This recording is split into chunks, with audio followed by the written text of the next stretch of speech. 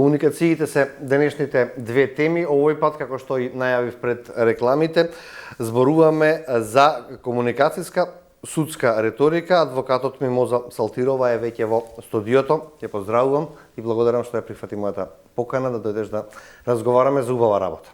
Ви благодарам многу, секогаш со задоволство прифаќам вашата покана, поради тоа што навистина знаете да ги акцентирате на правилен начин комуникациите и секогаш ми е задоволство да разговараме на темите кои што вас ви се од интерес.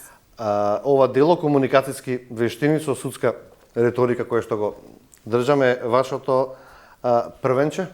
Да. Може така да го кажам? Првенче како дело да се множат, па имаме можност тука да ја представиме ова книга, не само како што велите вие, нема да биде само за адвокатите, за правниците, туку ќе може да биде и за обичниот човек, за новинарите, за сите оние кои што сакаат да ги подобрат комуникацијските вештини.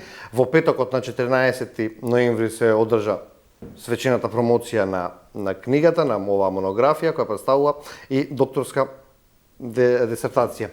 Ајде да почнеме како помина сето тоа.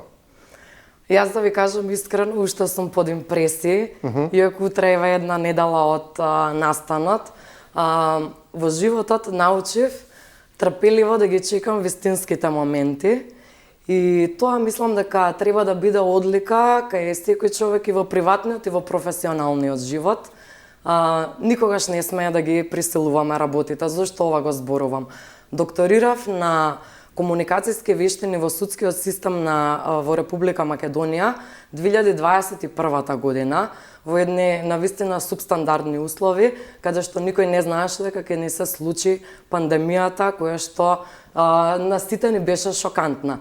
Мене посебно од причина што во Бугарија бев запишана на докторски студии, така што таа желба, откако докторирав, како и препораката на моите професори и рецензенти воедно на оваа монографија, сега професор доктор Владо Бучковски и професор доктор Гоце Наумовски, кои што ме храбреа да продолжам да ги истражувам комуникациите уште во студентските денови кога се сретнав со нивниот предмет римско право, така што ете после 4 години знаете како, Господ сакал така да се случи. Буквално беше 2 дена пред да ја одбранам јас 2021 17 ноември одбранив дисертацијата и после 4 години имаме промоција на монографијата.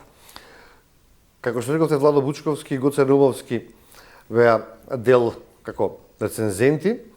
Настојно помина, можев да видам делот на вашиот профил и по сајтовите со полна сала, аплаузи, интересно чувство, задоволство. Што понатаму сега? Понатаму знаете како.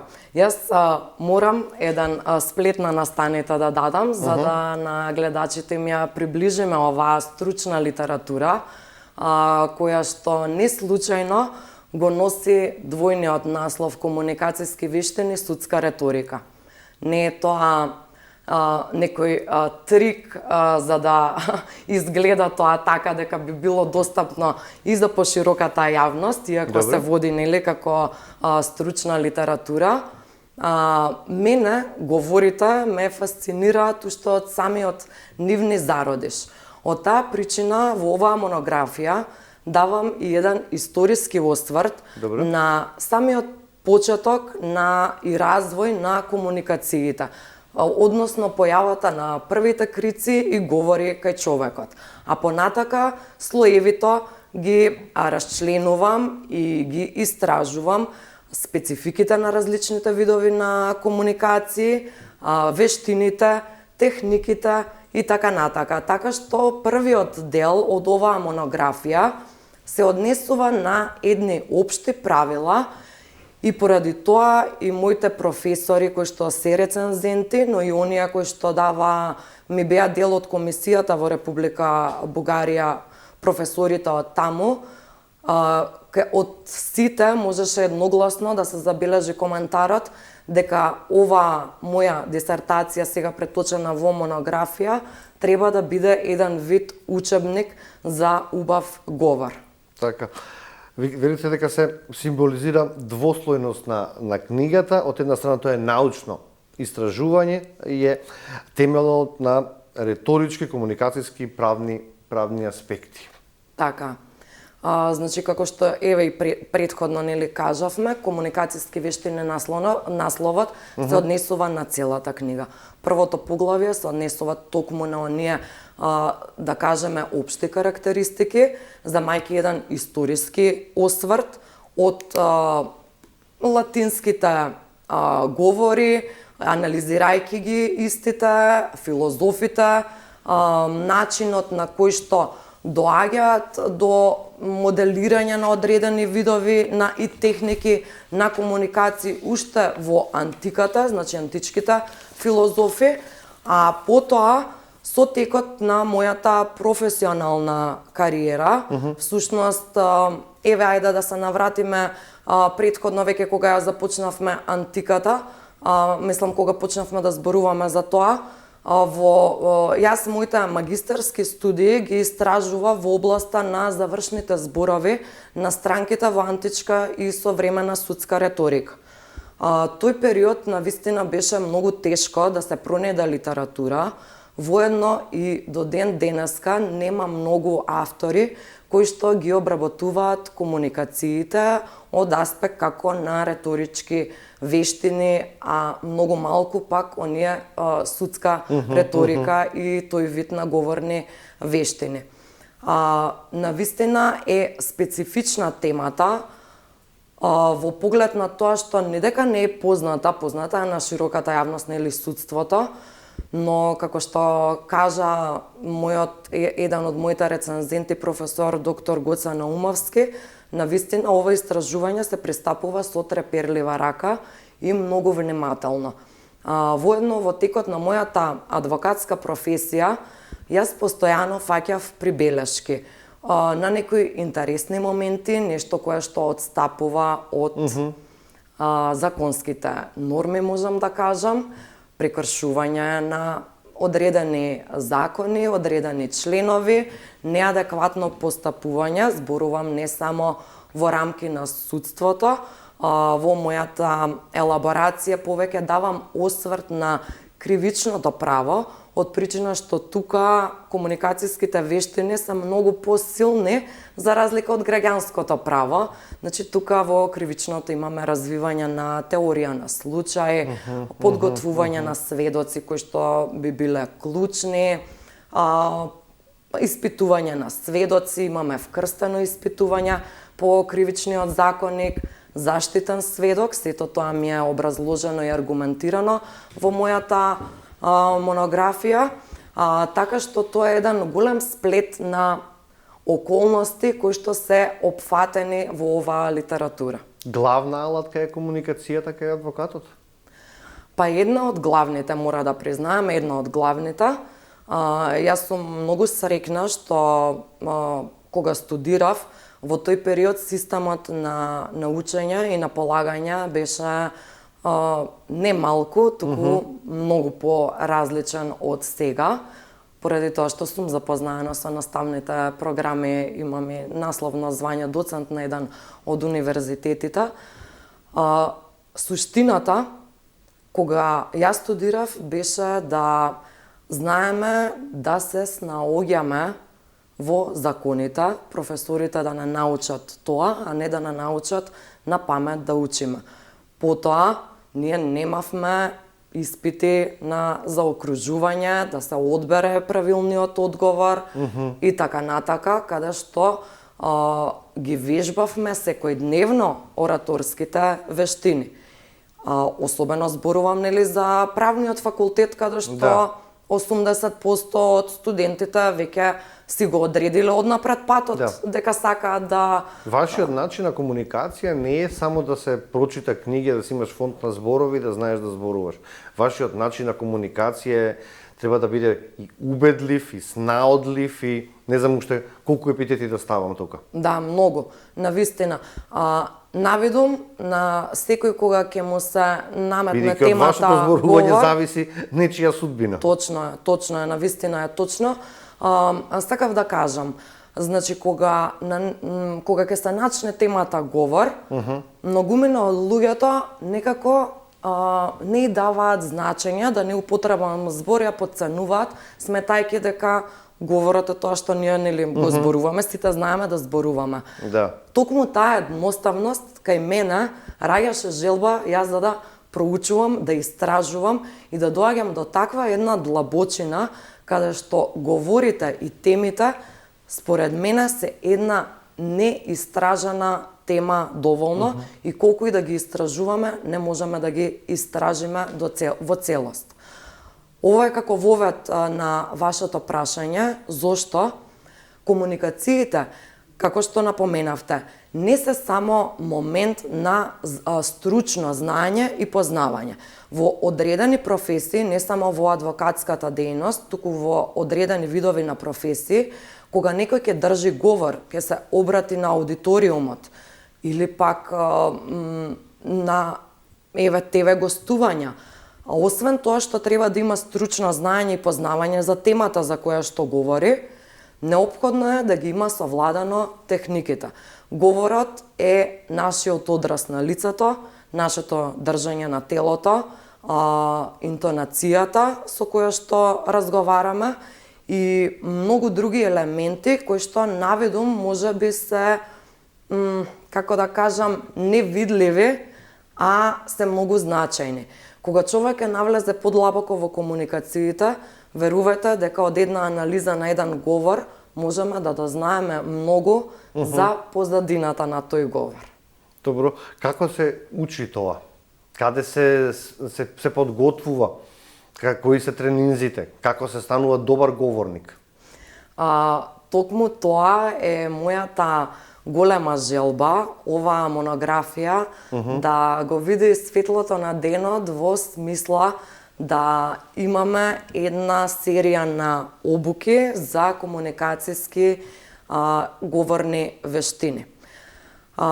Тука би сакала да напоменам дека не само со литературата и со читањето, туку со големо истражување и со посветеност првично на самиот себе си. Како што претходно напоменав, ова е една тема која што не толку многу е пишувано, нема толку многу литература и е тешко, например, граѓанинот, човекот и да сака да истражува или да чита, тешко се наоѓа таа литература за говорништво и за реторика. Токму тоа беше и една од моите интенции, оваа монографија, да биде и еден општ правилник за убав комуникацијски говор и развој на вештините. Што се случува со говорот на телото? Колку тоа може да открие работи кои што не сакаме со зборови, да кажеме?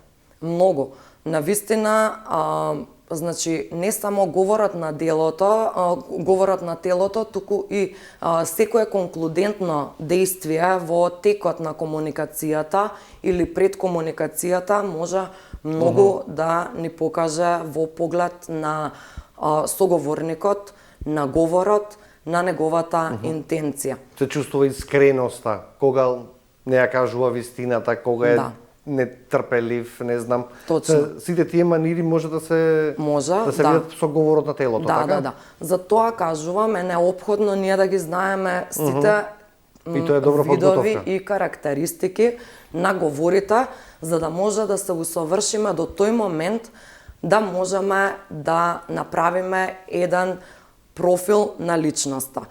Веќе кога го спомнавме овој дел, ќе ми дозволите да го акцентирам моментот каде што моето научно истражување се темели токму на овој осврт, односно на профилирање на личности. Во текот на подготовката на мојата дисертација, нормално и текот на мојата адвокатска работа, се сретнувам со секакви различни профили на луѓе, кои што имаат различни проблеми, кои што се обратиле за различен проблем. Во суд се сретнуваме со различни колеги адвокати кои што застапуваат нели другата страна, суди, обвинители и цел тој еден систем кој што сме секојдневно во една комуникација. Но во тој период кога ги истражував говорите и техниките од судската сала па се до завршетокот на судските процеси, медиумите и така натака, ќе дадем и на тоа еден осврт, многу бурно следев различни видови на говори. Не само што ги читав говорите на античките филозофи, кои што се и дел се споменати во оваа литература, си земав за слобода, академска слобода, да анализирам различни видови на говори, кои што воедно и тука во оваа литература се раслоени, значи дали се работи за политички говори, дали се работи за пофални, за секаков тип на говори кои што се сретнуваме во секојдневието. Пошироката јавност, доколку има интерес, нели ќе се ги прочита убаво сите слоеви на говори. Мислам дека апсолутно нема ниту еден изоставен од целокупното се е опфатано. Така што во тој период, анализирајќи ги говорите, дали на одредени политичари кои што се обраќаат на различни аспекти, дали во поглед на давање на информација која што е стрикно политичка, дали во поглед на одредена благодарност, дали во поглед на изборна кампања, значи ги анализирав сите видови на говори, кај одредени буквално бурно реагирав и сакав во моментот да придонесам и да поправам, без оглед, значи дали се работи за поздравни говори, дали се работи за суштински говори, многу треба да се внимава. Како експерт сега на оваа тема, може да препознаете кога некој лаже? Да, апсолутно. Значи тоа всушност е и профилирањето. Од кога би ги знаеле добро слоевите и техниките на комуникациите, можеме многу полесно да дојдеме до правилен заклучок кога една личност има интенција да не ја каже вистината, да не манипулира со својот говор или пак има некоја друга скриена интенција. И ова зошто го ставам како многу важен момент во кој што научно е истражено, значи емпириски и научно истражување имам дадено и осврт на оваа околност. Колку пати да се пошегуваме малку, колку пати кога сте гледале вести дома сте рекле лаже? Да, не верувам во ова што го кажува, ќе кажам, да. Во мојата монографија ќе видите и таков вид на пример. Не го фаќам јас тоа за зло, знаете зошто? Зашто во науката е истражено дека има таков вид на говор. Значи, одредени политичари сакаат да ја придобијат масата. Не може ни да употребиме збор манипулација, поради тоа што тие имаат за цел да придобијат поголема маса и поголеми симпатии. Па ќе кажат и тоа што не е вистина. Поради тоа што имаат слобода во својот политички говор да го искажат тоа. Но, зошто кажувам дека комуникациите се важни за сите граѓани? Секој еден човек, без оглед на неговото образование, во поглед на нивото, без оглед на неговото работно место и со што се занимава. Неопходно е правилно да знае да комуницира за да ги восприема вестите. Односно, она кое што е кажано. Да. Зошто е важно? Кога ги пренесува информациите. Кога се восприемаат информациите. Ева, конкретно, нели, ако го зборуваме овој говор каде што политичарите имаат за цел да ја придобијат масата, народот, тоа е апсолутно нивна цел и легитимност во говорот. Но од другата страна, оној кој што ја прима информацијата, на која што се упатува по широката јавност, треба да биде со одредени општи познавања, одредени, па можам да кажам и теоретски познавања, за да знае она кое што е кажано или ветено, дали е на вистина, може да се исполни во одредена кампања. Да, меѓутоа политичарите најчесто, кога е кампања, тогаш е секогаш зборуваат она што сака да го слушне човекот. И кога ќе го слушнете тоа што вас ви одговара, па тешко некој ќе ве убеди дека не е така, или? Видете, значи тука постојат, еве, ако почнеме да анализираме ова, не може да се одговори на вистина со една реченица. Ако почнеме да анализираме слоевитоста кај граѓаните, различното ниво на култура, на различното ниво на свесност, на образование, како што споменав, фондот на зборови, перцепцијата, значи има многу фактори кои што влијаат. Повторно ќе кажам, целта на политичарот е да ја восприеми, односно да ја прибере толпата, масата. И тоа е апсолутно, од антиката постојат такви видови на говори. Да. Од народот зависи дали тој ќе го прими како позитивно или нема. Треба народот да биде поткован со знаење за да ја восприеми таа информација. Знаете како, кога има желби, секој од нас, ајде сега да не збориме во политичка конотација, иако можеби секоја формулација во говорот можеме ние да ја ставиме и во смисла на политика, и во смисла на право, и во смисла на приватен живот. За тоа и е препораката оваа монографија да ја прочита секој и да служи како прирачник, учебник за убав говор и убава комуникација. Се ние можеме да го ставиме во смисла да го анализираме и да биде дел од еден или од друг говор. Апсолутно. Во однос на убедливиот говор, сакав да го потенцираме тој дел од оваа книга. Видите, доаѓа од срцето и допира до срцето на публиката.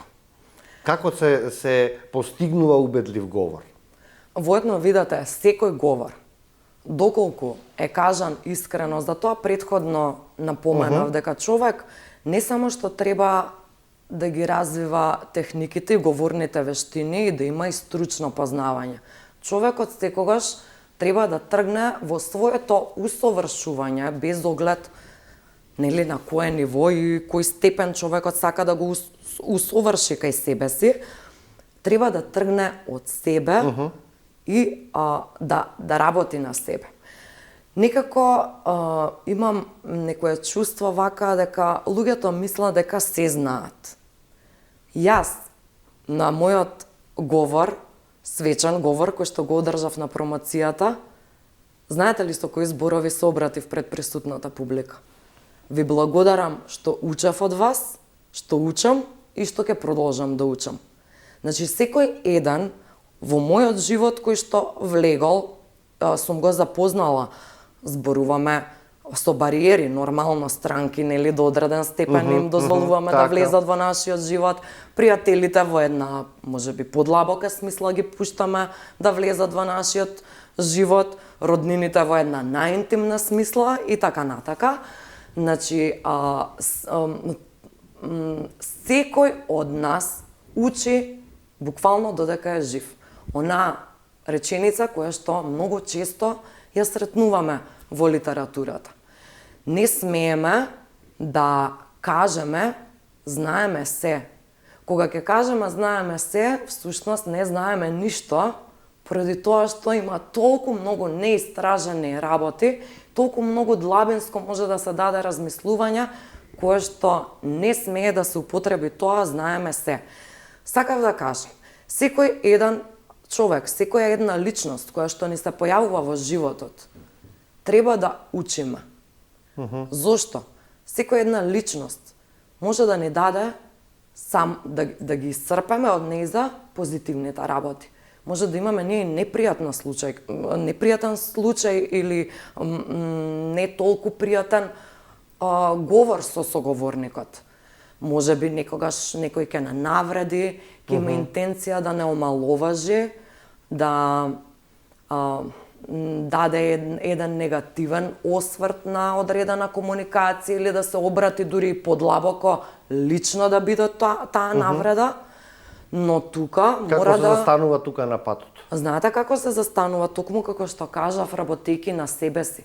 Значи, вие кога ќе работите на себе, на својата самодоверба, кога ќе имате доволно знаење, за профилирање на одредени личности. Знаете колку е едноставно кога знаете да видите кој човек е манипулатор, кој човек има гнев во себе, кој човек вистински се радува, кој човек не може да остане на местото. Знаете како викаат, како ѓавол што бега од темјан. Значи, ќе ги видите карактерните особини, оние најдлабоките кои што никогаш никој нема да ви ги признае дека му се. Значи ќе ја почувствувате енергијата. Тоа е една многу голема сила која што и во монографијата го објаснувам тој модел како јас сум дошла за да навистина. Значи јас и во приватниот живот некогаш на моите блиски пријателки кога ќе им кажам не ми се допаѓа таа личност, не ја знам, сум ја видела само на пример во непосредно присуство. После подолг временски период ќе се случи некоја работа, ќе ми кажат како знаеш. Значи точно она како што го да, точно. Со комуникациите и со работата на себе, точно како што кажавте, ние ја подигнуваме вибрацијата, го подигнуваме она шесто чуло, како се кажува, нели, во сетило, во се извинувам во јавноста. Се извинувам за чулото, знаете од каде тоа ми е останато, значи многу литература која што ми е употребена во мојата монографија беше употребувана од странски автори, од српско-хрватски стари учебници и многу ми беше тешко, знаете како да ги останеш пишувам. професорката сега ќе не скараш. Да, но прифаќам, се коригирам. Што е со дебатата? Имате добар дел од оваа книга посветена и на дебатата. Знаете, кога се спомне дебата, веднаш асоциацијата е дека ќе има тука караница, ќе има расправија, меѓутоа како може да се опише терминот дебата? Да. Тука ја свиткав оваа страна, каде што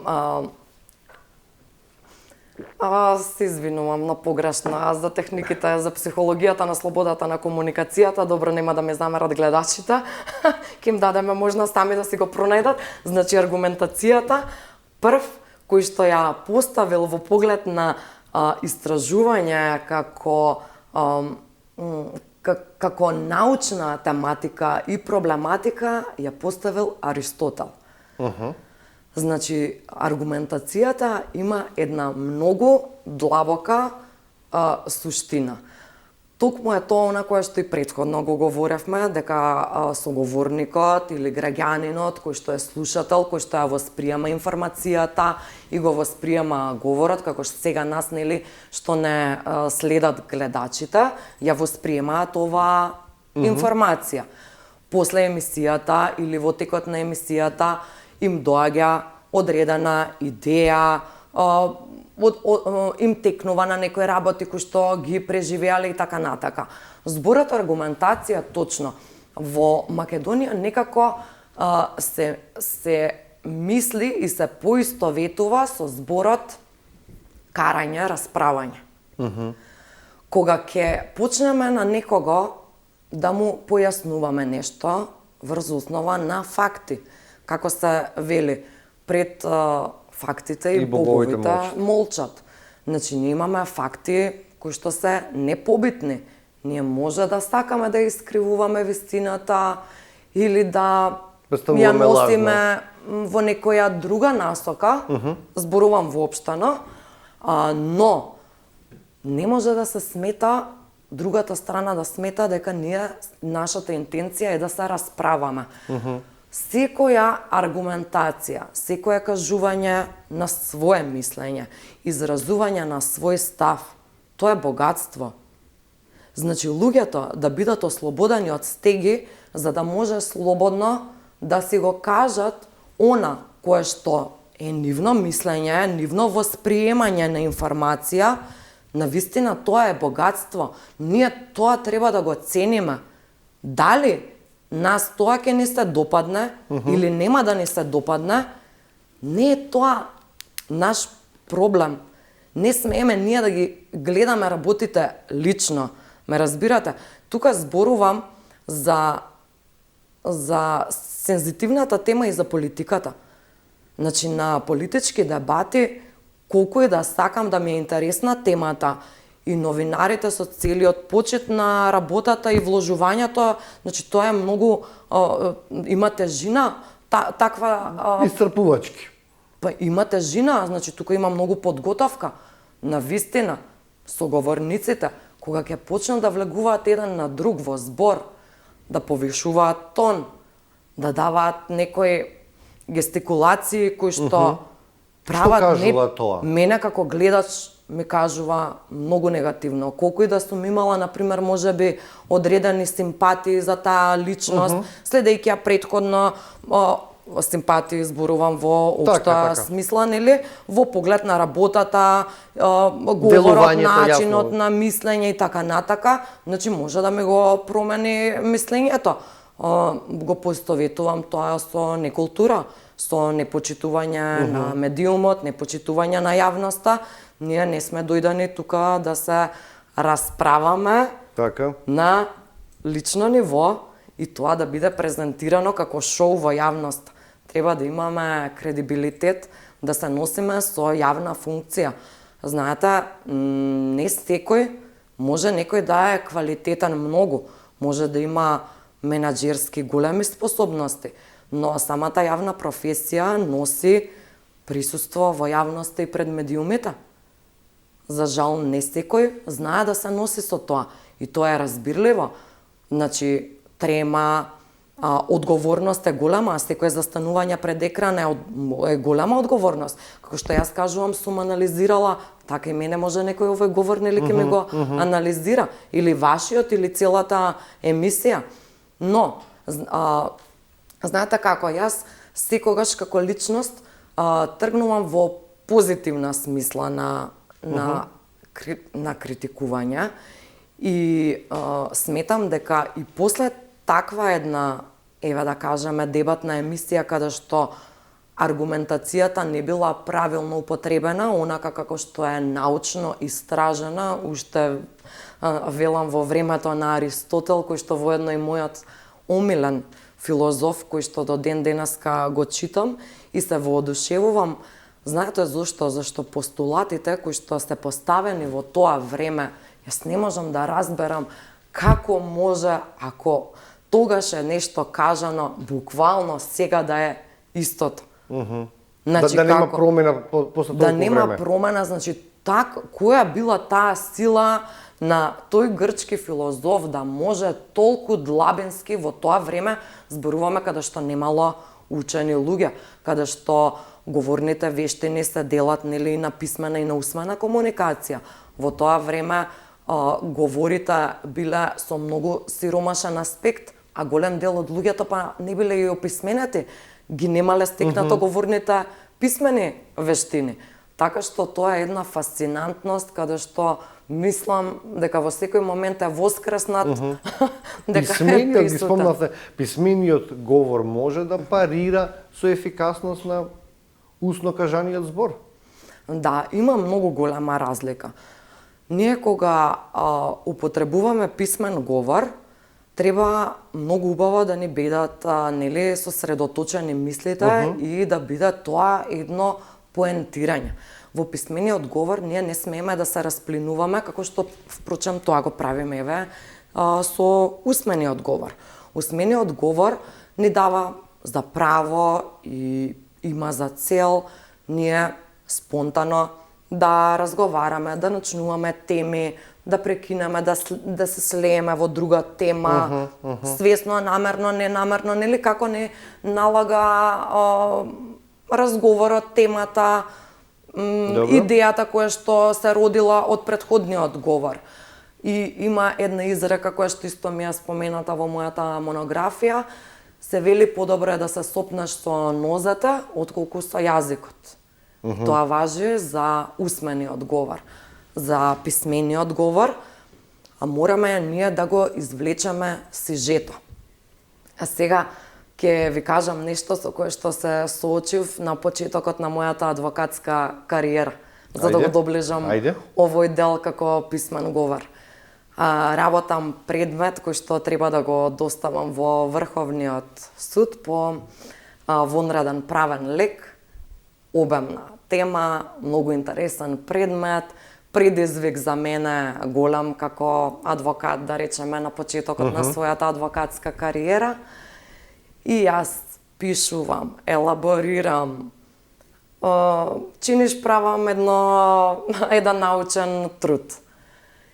И потоа, еден од судиите во Врховниот суд, кога отида во пензија, се сретнуваме по неколку години и ми вели: Мимоза, секоја чест, значи како се изразуваш и се, но да ти кажам еден совет, колку што можеш пократко.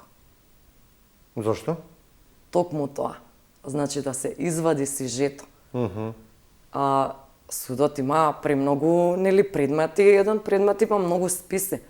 Ние сакаме да се искажеме. Меѓутоа? И тоа е супер, но токму е тоа вештината која што се стекнува со текот на професијата. Сега зборуваме, нели, за правната фела. Токму е тоа кога ние со усовршување на кариерата, на вештините, на цел пат кој што сме го поминале.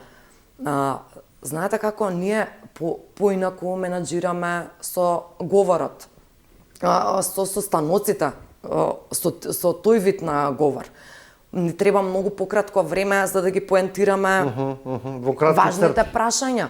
Странката како странка и 3 сати да ја дозволиме да ни остане во канцеларија, таа има мака и не 3 сати, цел ден ќе остане да ни раскажува. Но ние немаме време, ниту улогата наша е да слушаме детали, ниту пак судот ќе го дозволи тоа што се случило во 91 година. Не, што се случило во врска со предметот на спорот, со основот на тужбеното барање. Судот нема да ни дозволи ние да аргументираме или да одиме пошироко од она кое што е предмет на тужбено барање. Така што е многу важно, еве тука и сведоците кога ги спремаме. Тоа сакав да ве прашам, колку може да влијаете на сведоците со комуникацијата? Законски ние не смееме всушност да влијаеме на сведок. Сведокот е должен да ја каже вистината во суд и кога ќе застане на судската говорница, тоа е поучен. Не сакам да кажам дека да смени вистината, меѓутоа колку може да го смени исказот. Токму тоа сакам да го посочам, нели, на јавноста да знае дека сведокот е една многу, може да кажеме, клучна алатка. Ние во судскиот процес изведуваме материјални и вербални докази. Сведочењата спаѓаат во изведување на вербалниот доказ. Но сакав да кажам, кога подготвуваме сведок во канцеларија, нели, мораме да го запознаеме со целите, со суштината на процесот, да го подсетиме на одредени факти и околности. Сега еве ако збориме за кривично, бил на текот на настанот, има некој доказ, може би видеоматеријал се наоѓа кај него ако бил непосреден сосед и така натака, бил очевидец на настанот. И е многу клучно ние таков сведок да предложиме да биде дел од судската постапка. Но знаете како тоа сакав да кажам, ние колку и да го подготвуваме сведокот, кога ќе застане на судска говорница, тоа е исто како, нели, одредени луѓе кои што имаат трема и пред камери. Едноставно ја губат мислата, ја губат поентата. И како после назад? Ние имаме можност да поставуваме прашања. Јас се обидувам со секое прашање да го потсетам сведокот што сме разговарале, да му дадам насока, што треба да го вратам назад. Некогаш не успева, некогаш за жал важните поенти ќе бидат изоставени, но тоа е живата материја во судството. Видите, за да може адвокат успешно да ја канализира својата работа во улогата на одбрана, тој треба да има вештини во комуникацијата, инаку ќе биде доведен во пропаст. Ние имаме навистина една многу благородна професија, која што апсолутно го има својот стрес, ја има својата тежина, но нашата цел како адвокати е да помогнеме на општеството, на луѓето кои што имаат проблем, да го решат тој проблем.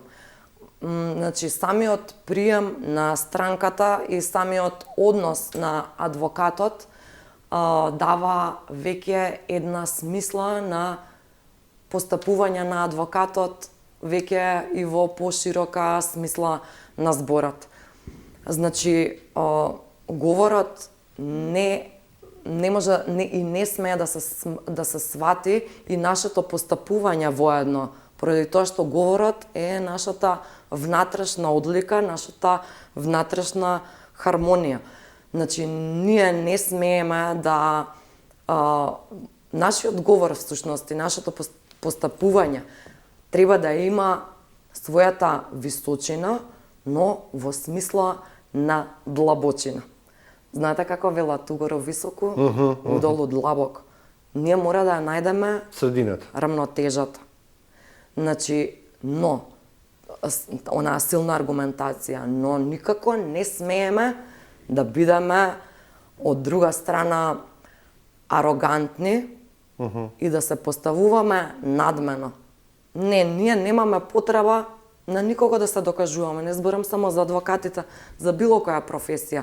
Тоа се некои појави кои што многу ми пречат и токму за тоа ги имам и тие појави и негативните појави ги имам во оваа монографија. Затоа и сметам дека нужно е да се започне со обуки и со техники од сите сфери на општеството каде што ние како граѓани се сретнуваме, нели, во институциите. Имате опфатено дел и со работата комуникациите и работата со медиумите. Да. Во делот, кој дел треба повеќе да се истражува тука сега? Да, точно така. Интенцијата ми беше да ги истражувам медиумите во комуникацијска смисла, како воедно и се друго кое што е со мојата дисертација и сега со оваа монографија, во смисла на информирање на јавноста. Вие имате како медиуми, нели, емисии кои што се од забавен карактер, за кои што не треба толку многу, да кажеме, нели, не е толку осетлива таа тема за да се внимава дали денеска ќе се презентира одреден концерт, настан, изложба и така натака. Но кога се говори за медиумот во смисла на давање информација за одреден судски предмет, за тек на одреден судски предмет, за одредени појави, јас имам научен труд пишувано, воедно и тоа е тука истакнат за дискриминација медиумите како прават со своите изјави, намерни или ненамерни, кои што тоа е факт дека ни се случило и е цитирано во оваа литература. Јас акцентот го ставам на правилното информирање и повторно ќе кажам таа двонасочност. Не само новинарот или медиумот, туку и оној кој што ја дава информацијата. Значи, вие во еден, да кажеме, судски процес, доколку земете само изјава од адвокатот, таа има една друга конотација. Доколку земете изјава од обвинителот, тоа има друга конотација. Од јавноста, да речеме... Да ги имаме сите страни, тоа е најбитното. Ете, токму тоа. Но ние кога сме информирани, она сижето на информацијата. Нели, вие, да кажеме, како медиум, сите медиуми, не вие, туку сите медиуми, земаат изјава, таа ја емитуваат. Но после тоа, мора, според мене, медиумот да даде еден осврт, еден краток заклучок, едно резиме, да не се остави впечаток на јавноста дека онаа изјава кратка која што сме ја слушнале, да речеме од адвокатот, ете, тоа е, не е виновен тој, или да, виновен е поради тоа што обвинителството тоа го напомена. Сакам да посветиме некоја минута ова не го договаравме пред емисијата, меѓутоа сум некако должен да ве прашам и за судскиот процес кој што почна вчера за трагедијата во Кочани. Вие сте човек од Фелата. Како гледате на овој случај, кои се вашите очекувања, што може да се очекувате? Можевме да видиме дека вчера почна, додека кажа дека ќе биде транспарентно, ќе се разгледуваат сите докази, сите постапки и дека јавноста треба да биде трпелива. Да. Прво, еве, поради тоа што јавно имам можност таква, го искажувам моето најдлабоко сочувство. Воедно, еден од загинатите ми беше лично мој познаник. Навистина трагедија која што не може да се мери со ништо. Значи сега се сочувствувам и ми се отежнува говорот во оваа смисла. Јас се надевам како професионалец и како составот кој што го видов, дека се работи за исклучителни колеги. Воедно никој не смее да овој случај го именува или го нотира во ниедна друга смисла, освен она трагедија и правилен судски процес кој што може да ни следи. Премногу сензитивна тема. Знаете како најтешкиот дел кај нас адвокатите е оној да се одвоиме како личност, кој што дел од нас, можам за мене лично да кажам дека навистина сум емпатичен човек, се сочувствувам и со среќата, и со тагата, и со било која појава. Многу време како професионалец ми требаше да го отргнам тоа мимоза како професионалец и мимоза како личност. Морам да кажам дека во судница не смееме да имаме емоции, колку и надвор од таа судница да ни е тешко. Има мои колеги кои што се таму и кои што бранат дел од обвинетите. Тоа е многу тешка улога, адвокат да се нафати во ваков процес. Вчера видов една изјава каде што беше во негативна конотација, како не им е срам на адвокатите да бранат некого во овој процес и дали не им е жал за децата и за сето тоа што се случи. Ова го надоврзувам и го кажувам не само со треперлив глас и многу внимателно, токму е тоа суштината. Другата страна е свиена апсолутно во болка. Болката е кај сите нас. Не верувам дека постои човек, не само во нашата држава, туку и пошироко, кој што не ја чувствува болката со различен интензитет, нели, нормално од таа од најблиските. Но давам апел. Значи, ние сме професионалци. Ние имаме лиценца за вршење на адвокатска дејност.